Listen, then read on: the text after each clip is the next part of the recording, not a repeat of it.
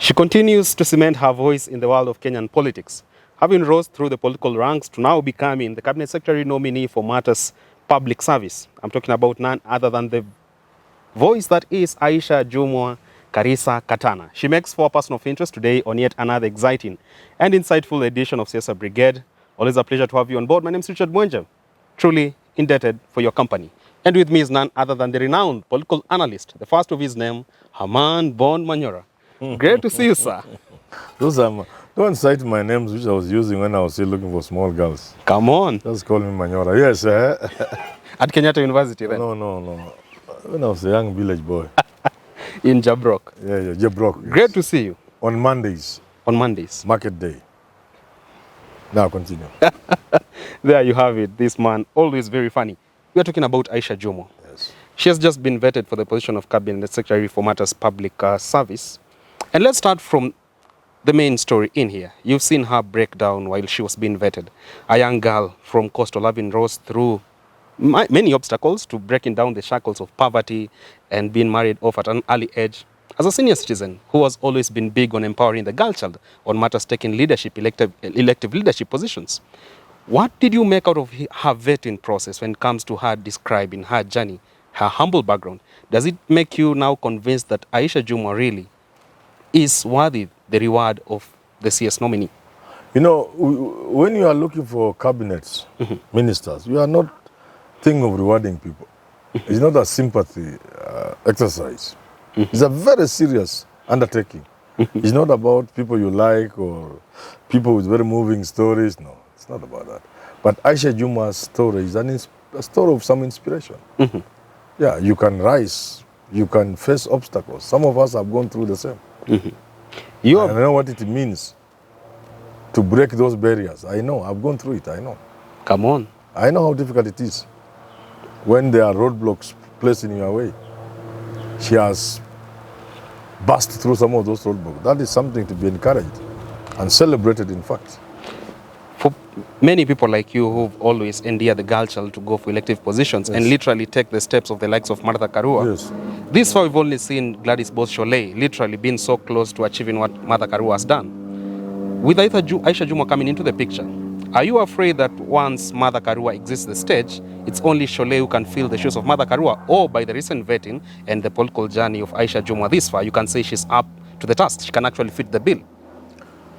You know, it's not good to compare people, because circumstances create people, circumstances determine things.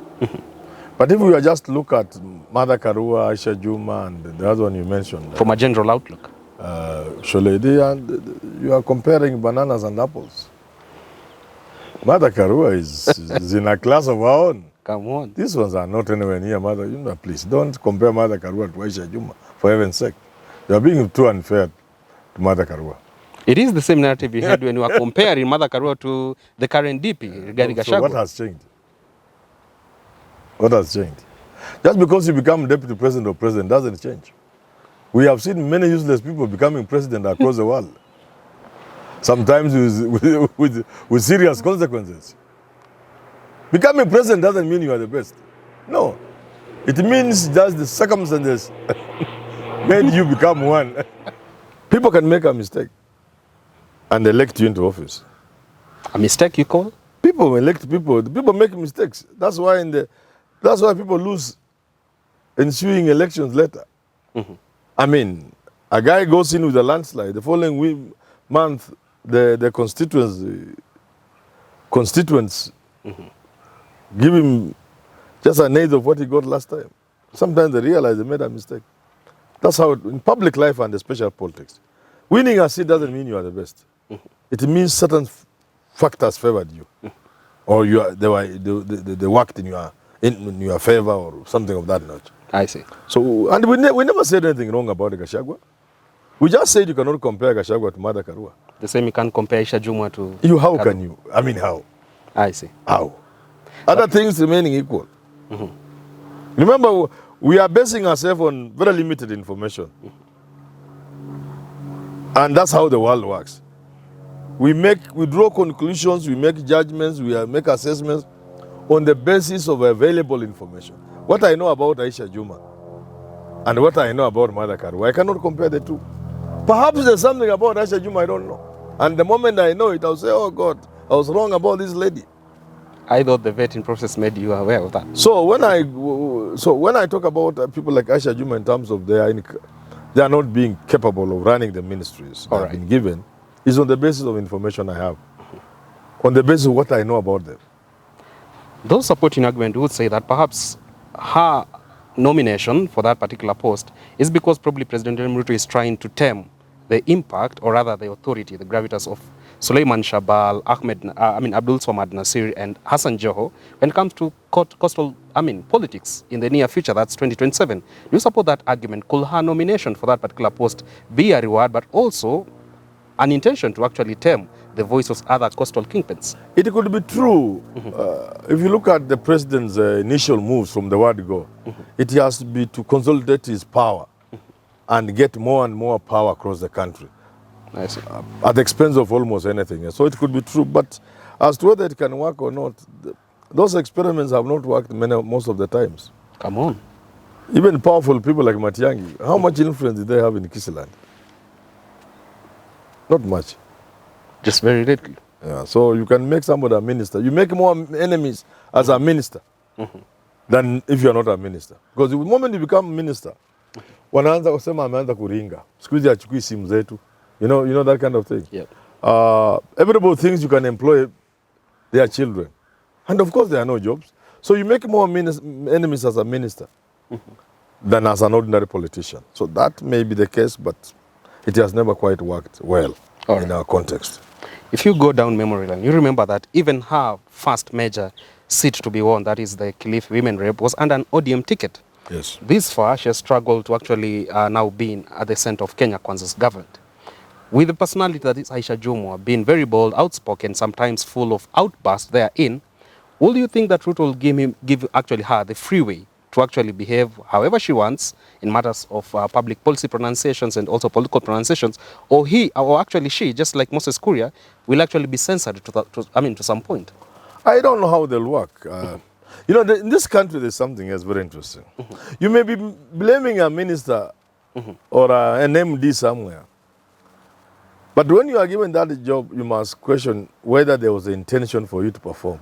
Quite often there isn't. Really? If the president has no intention of you delivering in that ministry, you are just there to eat, to sit there and get your salary and make deals and become rich. I see. Or richer. Because all these guys are millionaires and billionaires, so they can only increase what they have. Maybe the president does not intend Aisha Juma to be a functional CS. So maybe us people, we are also wrong. By saying Aisha Juma cannot be minister in charge of public service, I am assuming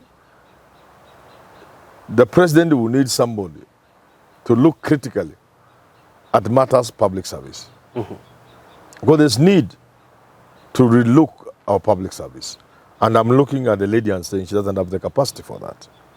But I could be wrong on two scores. Number one, I've said I may not know her as well as I think. Maybe I don't know her. Secondly, the president maybe does not have the intention of shaking the public service. And that's why he has put her there. He has no intention. He wants things to remain the way they are. A ceremonial CS? Yeah. Most CS do not have any power to do anything. So maybe that again, we are not reading the situation well.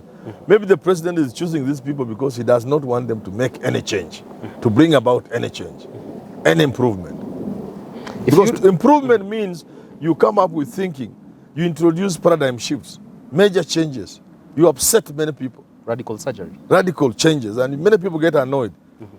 The pill is bitter, but the benefits will come with time. If, sir, you revisit her vetting process therein, the session therein, one of the committee members actually flagged out her academic credentials and the performance therein of getting a D minor in KCSE.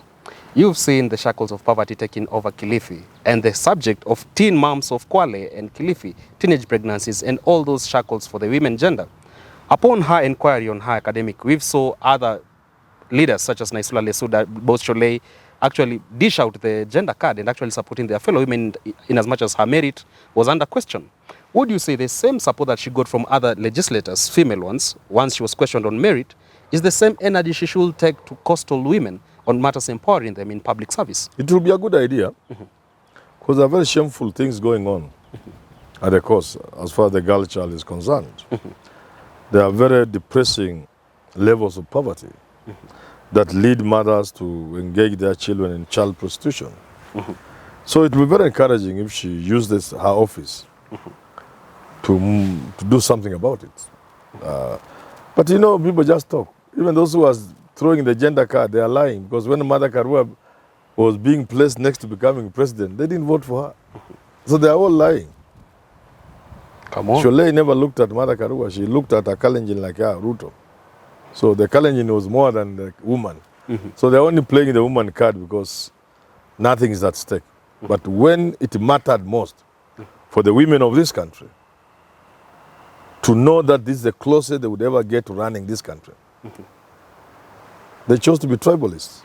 For many Kenyans, especially those who doesn't support Aisha Jumwa from the coast, who say perhaps her nomination to the cabinet is one way of taming her political career and making her more of an executive person in government rather than an elective leader after 2027, 2032. Do you really think Aisha Jumwa is the kind of person who even beyond 2027 will still stick to the premises of her office and say, I'm no longer going back to elective politics? Do you think this is the end to Aisha Jumwa is a very forceful person.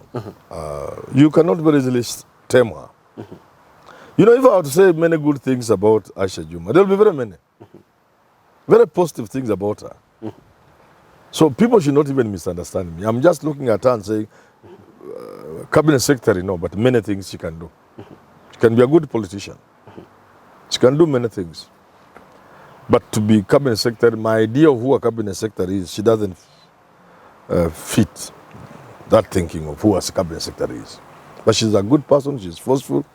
You cannot drag her law, you cannot play with her, you cannot silence her, you cannot mute her. She's powerful, and that's a very good politician. And by the way, let nobody get me wrong. I'm not talking about degrees. No. Most of these degrees people have very useless degrees. What are you looking for? And I've seen many people who have not gone to school. They're very intelligent people. I've seen many foolish people with big degrees. I'm just saying the person I know. I'm looking at some intellectual capacity. And I don't see it. We have seen so many other people being appointed ministers, PSS, and now they are going to into some cave for a while in matters politics. When they are trying to make a comeback later on, regardless of what kind of gravitas they had before they got to that executive, they are no longer taken back with open arms. For Aisha Jumwa, you do have so much confidence that even 10 years in Ruto's government, should she come back to coastal politics, she'll actually get her voice back. Two things. Number one, I've told you, when you become a minister, you make a lot of enemies. Everybody thinks a minister can employ 1 million people. So they bring you children, jobs, you know, CVs. Every morning you fill CVs in a carton box in your office. When you go home, there's a line of people. So you end up disappointing them. Secondly, it is about the person. Look at Keter, powerful CS. But it was said, instead of using his office to look at the future where he might want to be governor like he wanted, he was so narrow so that everything was rotating in his own family. So see, instead of that office building you, it becomes the source of your problems. And I'm not saying he did it. Those are the things we've been told. So that made people really hate him. Sometimes when you become minister, you get access to a lot of money. You become so rich. That creates envy. People say, this man, Ameringa, amenua mashamba, you have heard of, let me not mention their names. Amenua mashamba huko Kisii, mashamba huko Nandi, mashamba, nyumba wanajenga wapi. So you create, actually, people react against you more than being attracted to you. I see. Yeah. That can affect you. But for Aisha Jumwa, you know, she's a politician. Aisha Jumwa is a politician. The fire in her belly never stops. Yeah. And she can use this office to make herself even a better politician in the future than she is, given where she has come from. Come on. You know, I must say good things about Aisha Juma. And people must tell her, Manyora, saying you are a fine lady. There's something in you I admire, Aisha Juma. Even with her excesses. Yeah, there's something in her I admire. There's a fire. Most of our politicians fail because they don't have fire in the belly. They can't withstand heat. They can't enter the kitchen. It's too hot. Aisha Juma can be right there. Nikijiko jajikoni. The only thing I have a problem with is being given a cabinet docket. But everything else, she's a good lady. What better appointment could she have actually got in this There government? are many things you can do. I believe a cabinet secretary is a person who helps craft policies, and I don't think she's capable of that. I see. Well, that point by Herman Manyora takes us to the wrap of this conversation today on Siasa Brigade, touching matters the political future of Aisha Juma Katana, and also what her recent nomination means, not just for her personal interest, but also for the interest of the many people from Coast and Kenya at large. Well, how it will unfold, we leave it to time, but all that we can say is that we wish her fair winds and following seas from the Siasa Brigade fraternity. Until next time, my name is Richard Mwenje. See you.